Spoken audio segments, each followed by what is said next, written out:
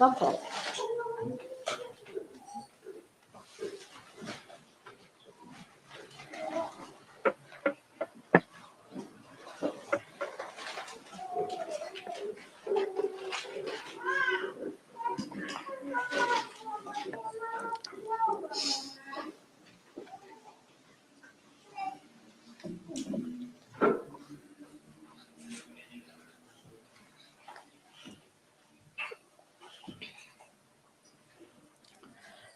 The other day, I talked to you about the importance of dedication in Sahaja Yoga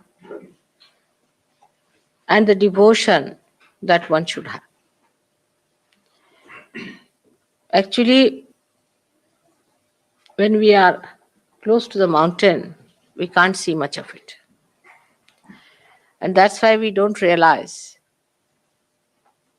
the volume that is so close to us, the greatness that is facing us.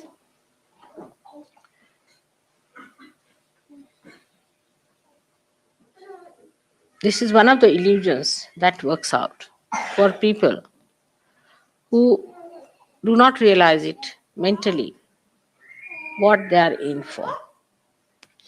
Where are they? What have they found? What is self realization? What is its magnitude? How far they have to go?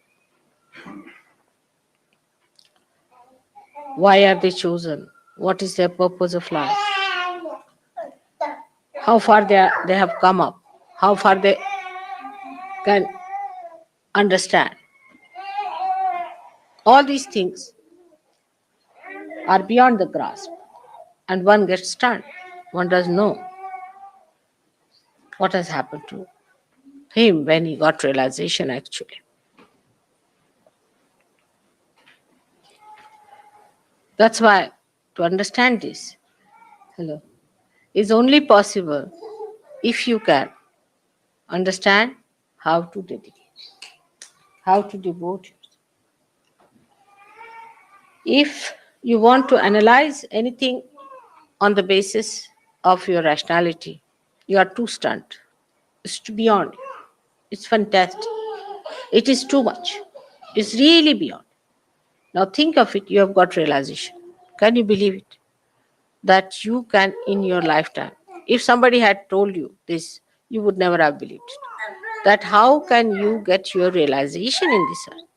Of course, you are seeking because people are saying we have to seek. Also, you felt you have to seek, but you never thought that this will materialize like this. That you will get your realization. Then, after getting realization, you could not feel what it was. As if you have dropped into the ocean and you don't know what is the dimension of this ocean. How far you have gone into it. What is it? Where are we?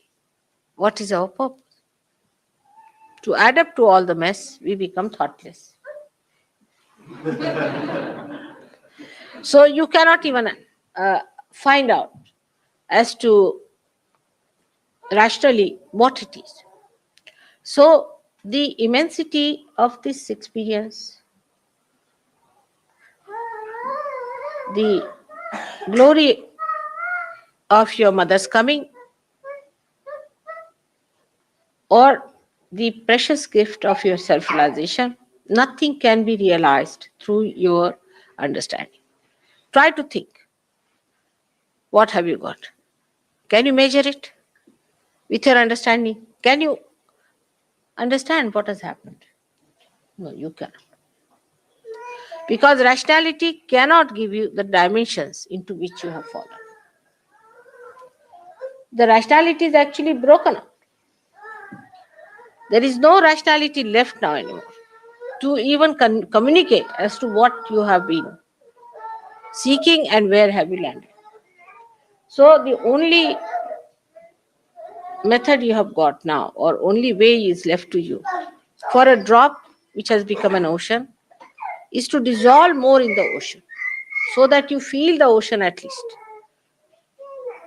and to communicate with other drops in such a way that you know the whole through all of them.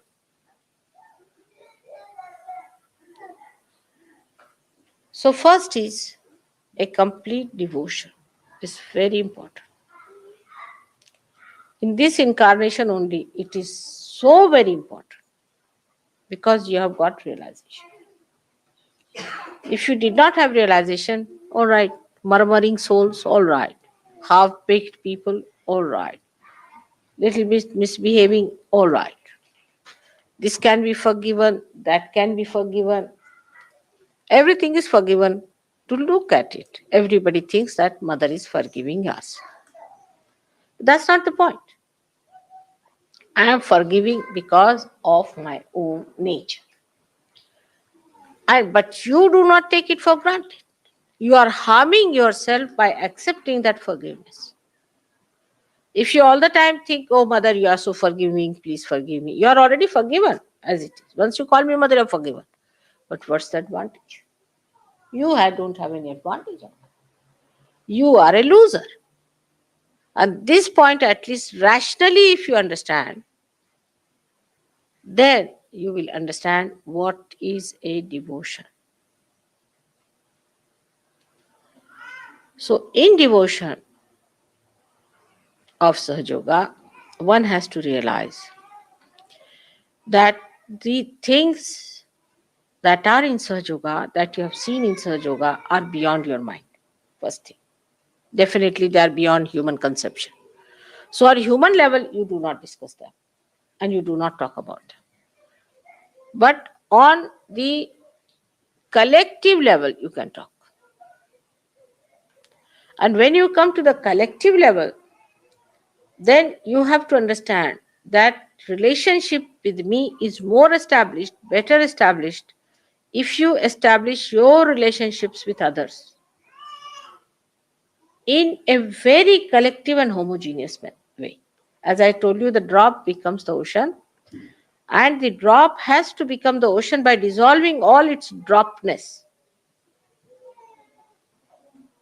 with other drops, and all the drops dropping their dropness become the ocean ultimately. So we'll see that devotion is double wedged. One is to each other and one is to your mother. In Sahaja Yoga, whatever I see, you cannot see. This is proved or not to you people. Or you want more proofs. Now it is proved that mother sees much beyond us and whatever she sees happens. So anybody who tries to play tricks with mother is actually playing tricks with himself. Any tricks you try to play with me, or you think that mother is very forgiving, so she will forgive us, is really you are torturing yourself. It is detrimental. Many people are there who will say that it is my left swadhisthana. Some will say I was possessed, there was bhoot. Somebody will blame something else. Whatever you are blaming, actually, who is asking you the explanation? It's only you asking yourself. You are not facing yourself. So the devotion to me means actually facing to yourself. You face yourself first of all and see for yourself what are you doing. You are your own enemy. Nobody is your enemy. Your mother is not, definitely. She is not your enemy by any chance. And no bhoots are your enemies in the way if you do not allow them, they can't be there. No evil person is your enemy because he cannot be effective if you are spiritually equipped. So you are your own enemy is decided.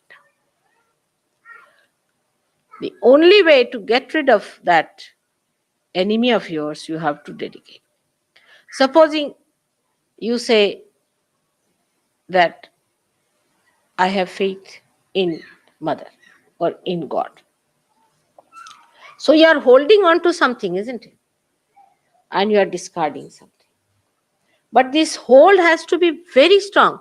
Rationally, if you're at that time when you are sinking, will you rationalize whether I should hold the hand of this person who is saving is correct or not? No, your grip will be very strong. It will be extremely strong, and you'll grip it with full force, with full faith that somehow or other save me. And that kind of a feeling should be within us, that I am a person who is sinking because of myself. And if I am to be saved, I have to be absolutely, completely submerged in search. Absolutely, I have to become one with it. Then only I can be saved. Because at this level, where you are realized souls of a higher level, now for a next jump, as I was saying to you, is devotion. Anything else has to be secondary under the circumstances. If it is primary and your attention is still on that, then you cannot have this second jump. First jump you have already done, you have got your realization. But from first jump to second jump, you worked hard, you've come to the second jump. In the second jump, you have to face it up. You should not feel disgusted with yourself, not dejected with yourself or nothing, but treat yourself as a separate entity. And dedication is actually turning back to yourself and looking forward towards the divine personality in you.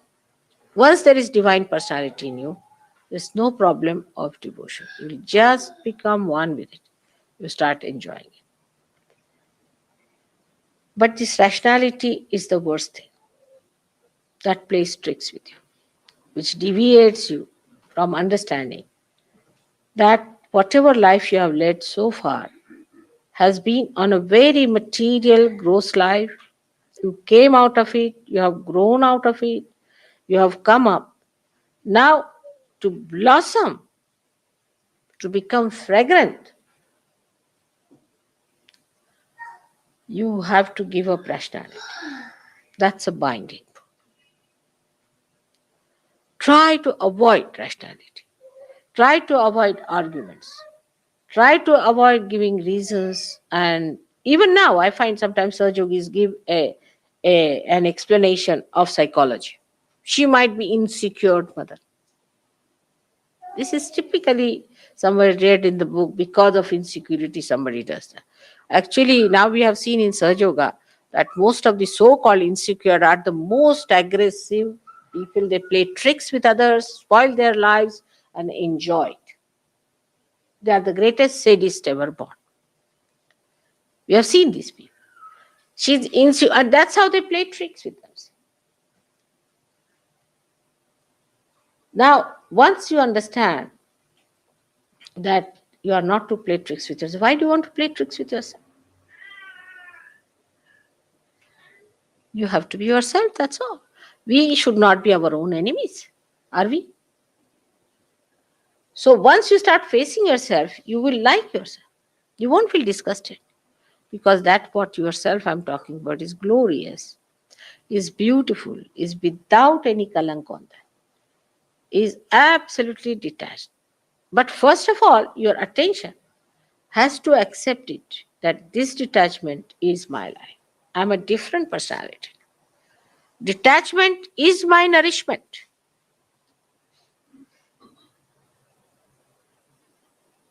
Detach yourself. One gentleman came to see me in my house. I had a very beautiful lamp and he liked it. I said, "You have it?" He was so amazed. See, wife telephoned to me, "How could it be? How could you give away such a nice?" I said, "What's that? Am I going to carry it with me when I die? Is it going to go with me?" Just see rationally. If he has liked it, better have it. I have so many lamps in the house. If he takes one, what does it matter? She said, "But you see, I asked my husband, will you give this lamp like this if you had to her?" He said, "No, I would not. I would not," he said. He was very honest. He said, "I would not." But still, I can't understand why not. So, till the last end, we are holding on to something very little there. This even a little bit is holding the sari. You know that. That can hold the whole sari. Even a little bit is attaching to the sari. The sari can be held back. The whole thing you can hold it with one little pin. All these small pins that are there, the hangs up, are to be denied, to be seen. going further. Look at yourself. Oh, that's Mr. Ego. All right, now recede. Let me see. How do you go back? To see all those things. You see, as a play, you should see yourself. And then play tricks with your ego and superego. Actually, they're playing tricks with you. Once you are a master, you play tricks with them. So many times said so many things, and they are again, then after some time, people start talking about it. Within 1 or 2 months after that, it comes as a scientific proof or things like that. You have seen that many a times it has happened. Now, when I say something, I'm sure about it. What I say, I never say anything but the truth. I know that I'm saying only the truth. But I do not go inside and find out whether it's the truth or not. I don't read a book to find out. I don't ask you. I have faith in myself, full faith in myself. Whatever I say is the truth. I know for definite that whatever I say comes out truth. But that's not your case. That's not your case, that whatever you say is the truth. So first you have to establish the state that whatever I say will be the truth. Now how do you do it? The tongue should be such that whatever you say should be the truth. Ultimately it will come out as truth. And that is why the dedication should be there. What dedication? Why should I tell lies?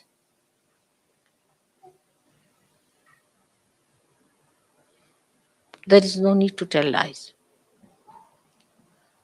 Even if I tell lies, it will come truth. In my case, so-called lies. They are never lies.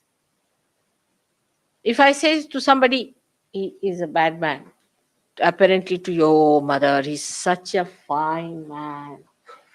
How can you say such a thing about him? We had one Mr. Michael like that. Oh, he's such a loving person, mother. Well, somebody said, Mother, are you jealous of him? Up to that extent, you know. But when he showed his real teeth, you see, then people. So, to develop that kind of understanding about the truth, first of all, you should absolutely fix yourself on the truth. And the truth is that you are the instrument of God, that you have got realization, that you have got a spatial awareness which people do not have. Stand on that and proclaim it. You are not to be afraid of it. You have got realization, no doubt. You have felt it. Say it, I've got realization, nothing doing, I know I am realized. Form of that. In this expression of truth, you have to be like the light. The light asserts. It not only asserts, but it shows others also that it shines. It shows others that I am the light, that you walk in my light. And if you don't try to do it, I may burn you. So they have that, what you call that, I don't know what's the word in Tejasvita. Tejas. Sharpness of light. That Tejasvita is there, that sharpness of light. That is the proof of your truth. You are not afraid of any prime minister or any minister or any king or anyone. But this is the fact. That's the thing. I know I am a realized soul. I am the truth. If you say I am the truth, whatever you will say will be the truth. No doubt about it. Whatever you will do will be the truth. But say I am the truth. But for that, a real purification is needed about facing yourself fully in dedication. Means you are holding on to your mother. You are holding on to Sahaja Yoga. You are holding on to that truth which you have found out. And here you are facing others. Without that, you cannot do it. Your source is that. You are standing on the truth. And that is such a power, such a strength. All of them, if you see, Christ had that power, Muhammad had that power, all these great people had that power. To say the truth with full courage, with that assertion that people will accept it. And they would suffer even for that. They wouldn't mind. But whatever is the truth has to be said. That's the first point one should know about dedication, that you are dedicated fully, that you are not afraid of anyone. You are not worried about your losses. Some people have lost their heads also, completely cut their heads. People have tortured them. Some people have been taken away all their money, have been tortured in every way. But they thought this was the truth, they stood by. Some of them were stupid fools, they stood for something that was not truth. They did. But now you know that you are standing on the truth, and for that you should be willing to sacrifice anything, so called sacrifice, because you are not sacrificing the truth. What you are sacrificing is untruth. For that, you require people of strength and courage, and not these half baked people. You see, the morning till evening asking for forgiveness from mother. What is it? What is there to ask for forgiveness? Because I am forgiving you every moment. But what are you doing to yourself? What sort of a person you are? You think about it, that you have to stand on the truth. For that, you have to be a strong, courageous person with that sharpness, that tejasvita within you, of the light, of the beacon. But at the same time, you have to have complete dedication. Supposing there is no oil in this, it will all go off. It has to have oil. It will go off. So the dedication part is the oil in you, is the attachment, complete attachment to your source. That's the dedication. But that dedication should not give you any other ideas but of a light which shines, which corrects others, guides the path of other people. If that is not so, then the source that you are tapping is not coming to you fully, and that your light is not burning properly. So, into dedication, when you go, you must not think that it is any surrendering, the so called surrendering, that you become like a cabbage. That's the idea people have, that you become like cabbage. But you become dynamic. You become real power, not of destruction, but of construction. I mean, for destruction, you don't need much power. Only for construction, you need power. For destruction, how much do you need? Very little. You can destroy the whole thing in no time. But for the construction, you really require great power. And that power, sustained power, flowing power, has to be there. For that, dedication is needed. Holding on to your source of power, you have to stand firm, courageously, without any fear. That's the truth. That's the truth you have to achieve. That's very important. But this is only one side of the story. That's not sufficient. Just being the truth, the aspect of one side is there. But the other side of it is that when the source comes to you, you become the compassion. The truth and the compassion are one thing. You won't believe, but it is so. Like the wick and the oil combine to form the light. It is the burning of the oil gives you the light. In the same way, the compassion gives you the truth. There's no difference whatsoever. Only the state is different. That you cannot see the light, which is oil, and oil, which is burning. So, compassion is the one which is the source as well as your stove. So, from the source of compassion, you get your compassion. You see, I have seen people, they want to have compassion from me. They want that I should love them. But reflect it back. Do they love others like that? I've known people that, say, for one person, says harsh things to others, and comes and asks me, Mother, forgive me for that. Or does something harsh just for the whim of the mind. Mother, forgive me. But when you ask for that, I would like to know, have you given compassion to another person? Even after getting forgiveness from me, that source of forgiveness, that source of compassion, have you given compassion to others? Have you been compassionate to others? You see, it should not be one sided. If you are taking the advantage of my compassion, it should not be one sided, that you use it for your own benefit and forget about it. Then you will never grow. You will never grow. If you have to grow, then you must store that compassion within you. Whatever compassion I've given you, love I've given you, you must store that within you and give that back to others. Otherwise, you will be finished. You will be nowhere. It's the growth which is sustained only, not only by sucking from one side, but by giving to others. Otherwise, you'll be stagnated.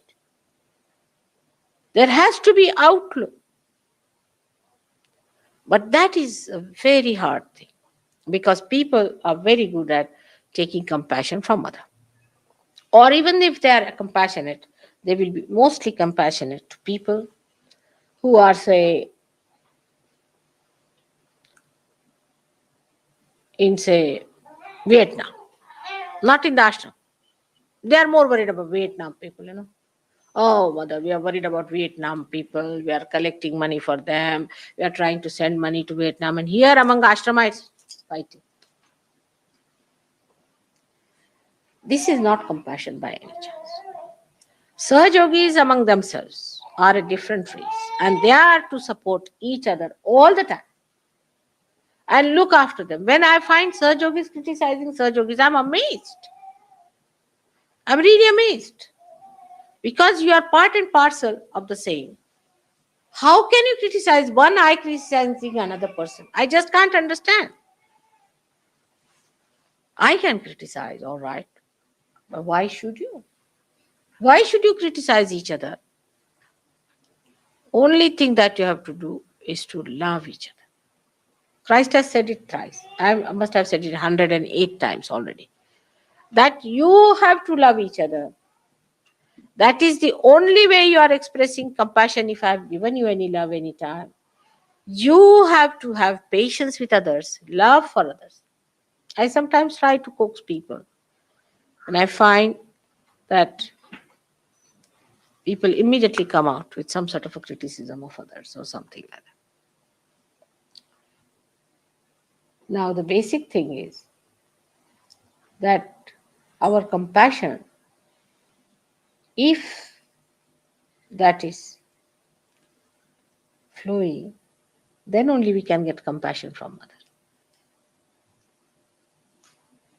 There is no place anymore. I've done too much compassion business. And what I find that now, unless and until you flow it, how am I to give you compassion? I mean, there's no space left now. So better give it away, empty yourself a little bit, then I can give you more compassion.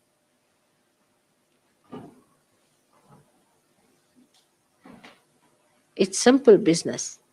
In this respect, one has to understand that the source cannot flow unless and until it expands the flow of it. Like the river Thames. We went to see the river Thames, the place from where it starts. It's a small little stream from 7 streams, very little, we can say trickling down.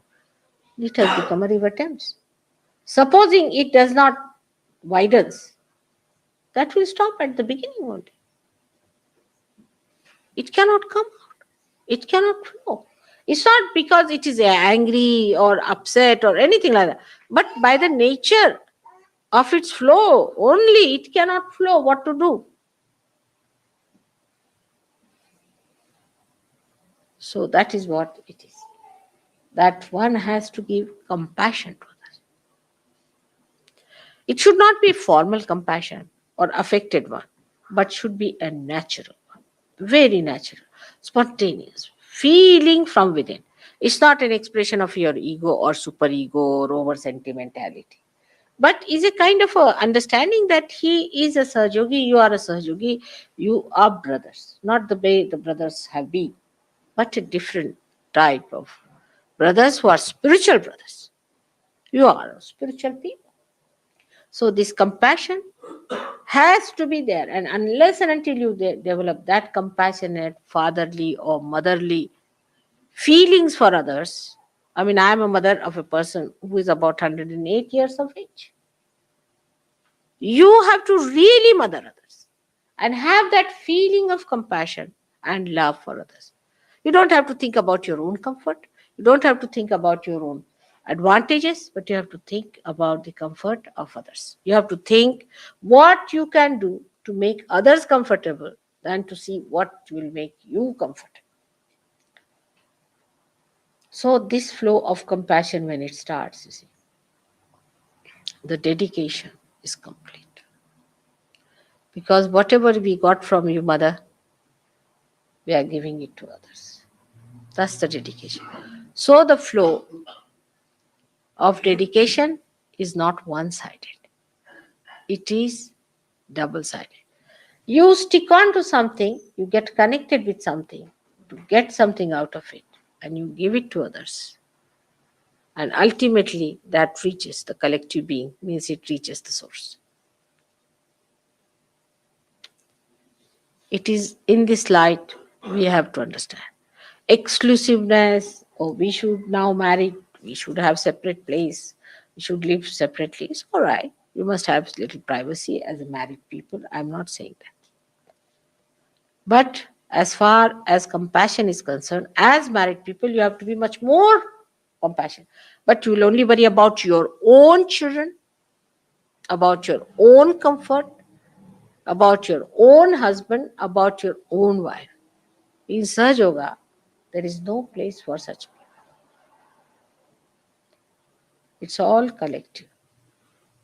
When you bring sweets for your own child, bring for other children in the ashram.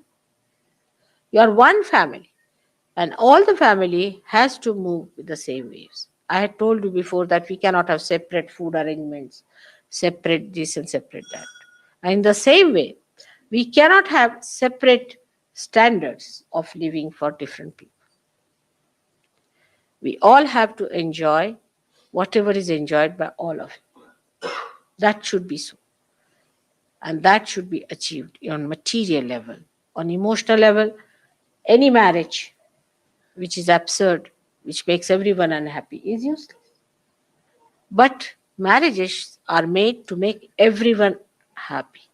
So before you decide to marry, think that you're not playing tricks.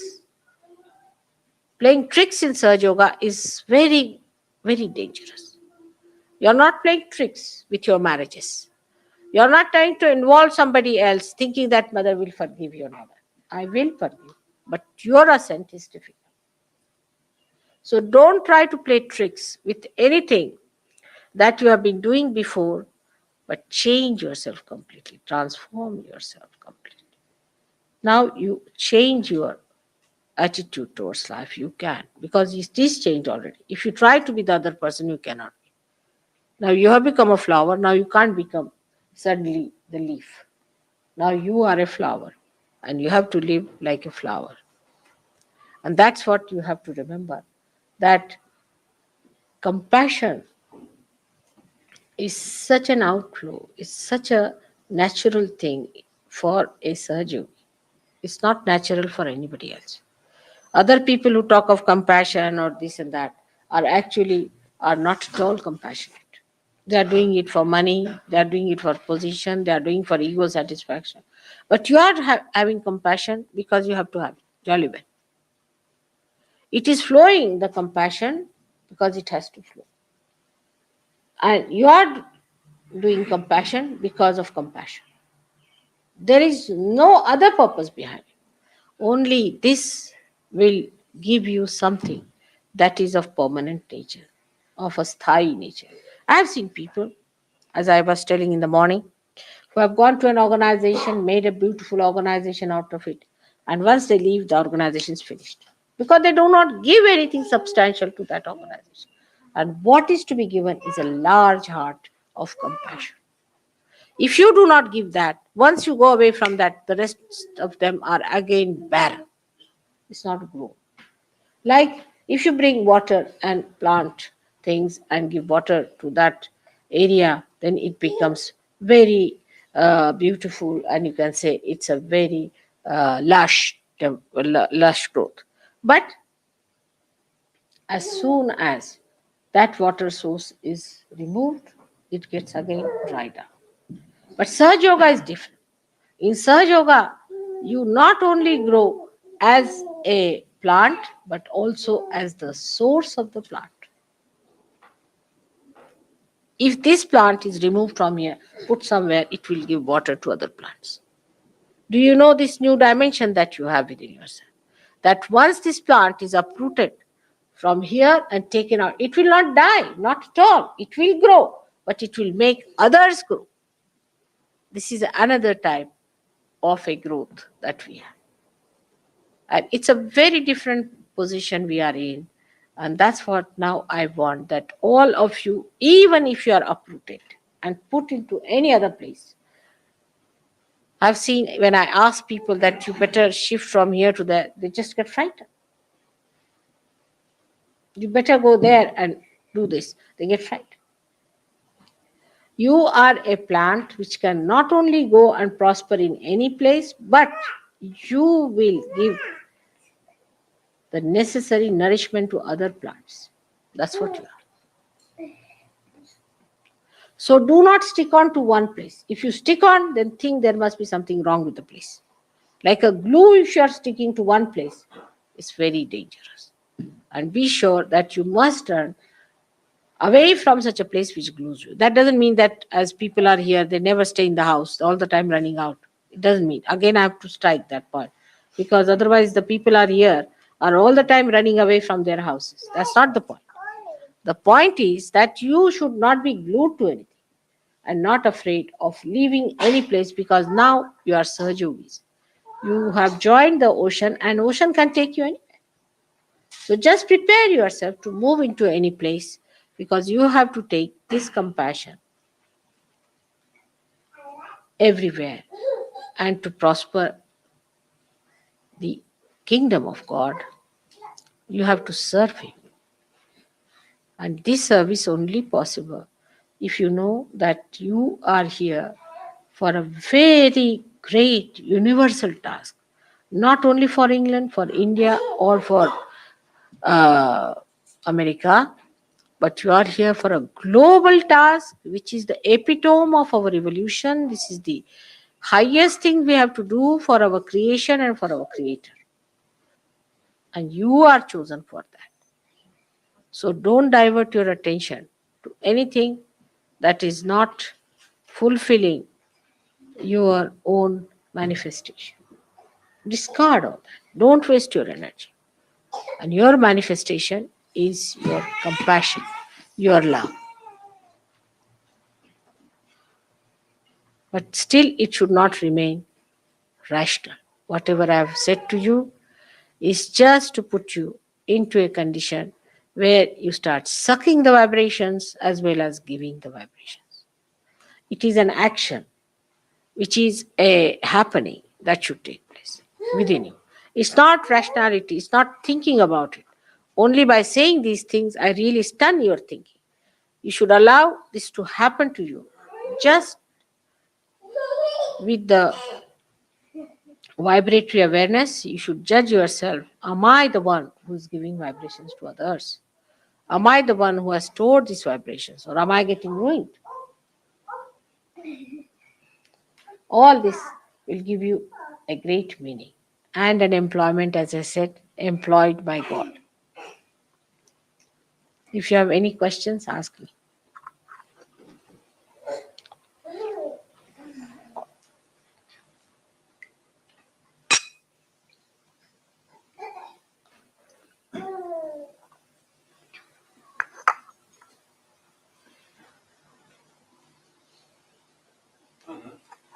become angry at any point with people, is that because it's a tendency or a negative entity? Or is it just a tendency to react like that? You see, if you get angry within yourself, and if you are sure that you are not doing anything wrong, for a Sahaja Yogi, there is no need to say outside you are angry. There's no need. That anger itself is a power. And you should do your bandhan and anything that you want to do. But you should not show that you are angry. You should be absolutely silent because you can be. You are in the axis, you are not on the periphery. Actually, the anger is just to see your anger and use that anger for that purpose. And once you start doing that, that anger will itself work out. That anger will itself work out the person. And you'll be amazed how it, but you must learn to see your anger that is working.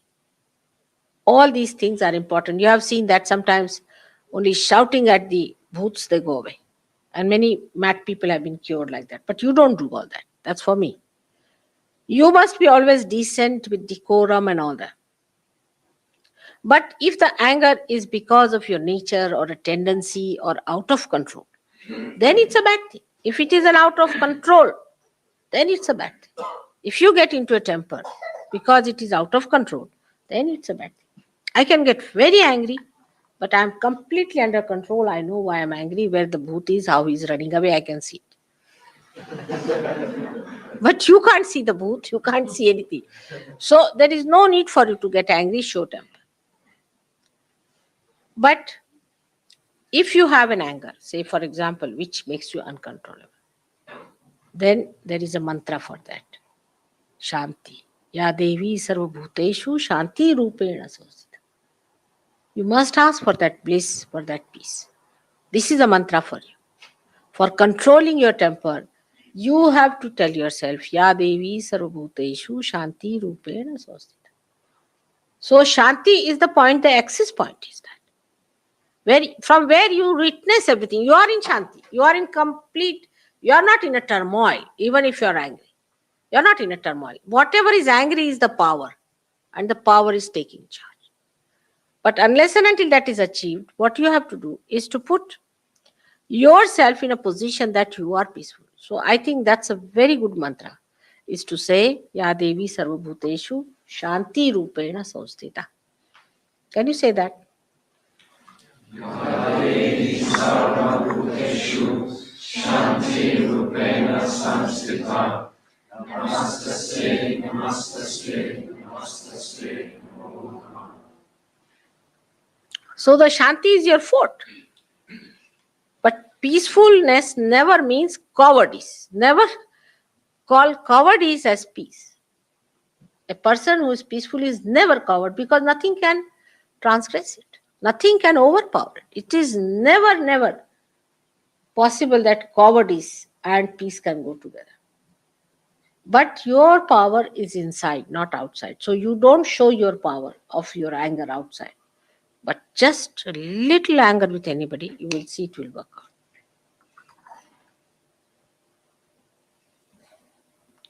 But first establish that position within you where you are the axis, where you do not allow anchor to sit on your head. That is the growth. That is the growth, that you are at peace. Also, another question. All right, satisfied now? Both ways you should know. That one is the anger that is detached is perfectly all right. Anger which involves you, work it out. So judge yourself as to what it is. Good question.